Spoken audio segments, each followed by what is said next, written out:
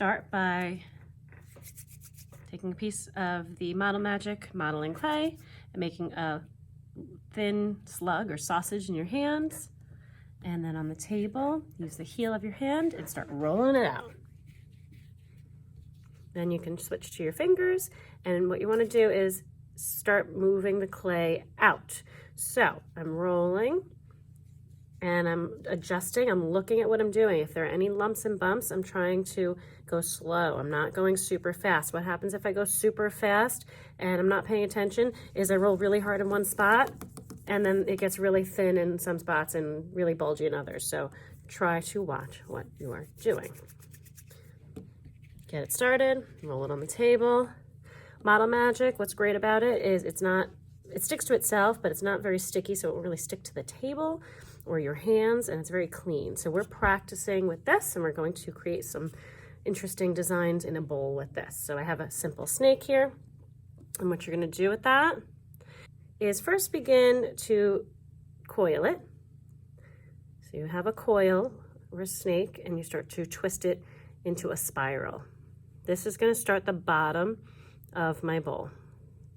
And I usually just keep this flat on the table and twist around, and just turn until I'm done.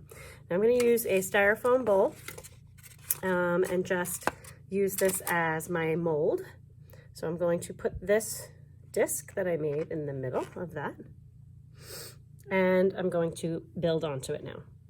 So I'm going to take the next snake that I made, I'm going to very carefully attach it here, and slowly I'm going to hold the loose coil in one hand and start to turn the bowl and attach it, stick it gently to the piece I just made.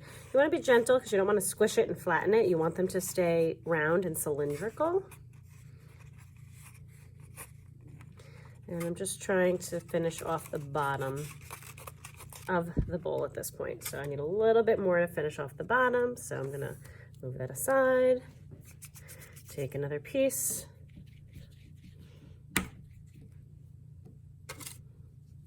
spread it out.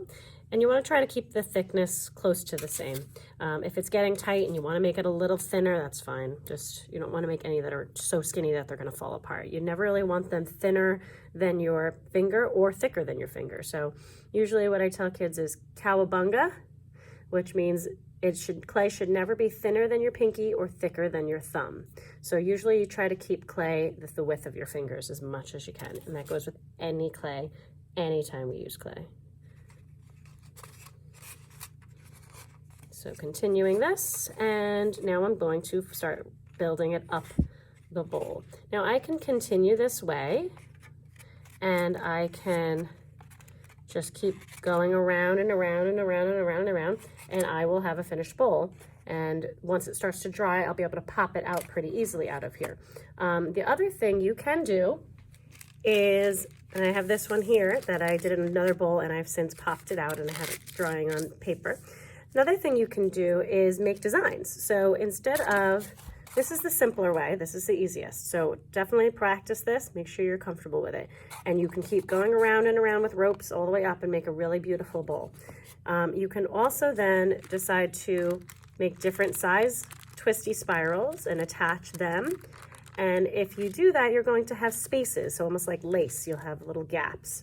Some of the big ones you'll see that I filled with just little tiny balls. I would just take a small piece of clay, I would put it in my hand and roll it and make a little tiny ball, and then just push it in against the bowl like that, against that hole. So you'll see that in some spots on this example that I made. That there and a couple up here. This one I made a skinny spiral, which is a little weak. So again, try to keep it thick. And then the last thing I did that you can see here is I went along the whole top with one last smooth and even coil snake to smooth it up and seal it. You can see it's still floppy, so I can't really handle it too much, but this is one that I made more decoratively, and this one I'm going to continue just going around and around and around. So I'll see you on the flip side. Okay, I've finished doing my giant coil bowl here. Be very careful with this. And now all we're going to do is put a little piece of paper with our name right next to it and leave it to dry for a bit, and then we'll pop it out of this at the end when it's dry so we don't break it now. So we'll let it harden a little bit before we pop it out. Have fun!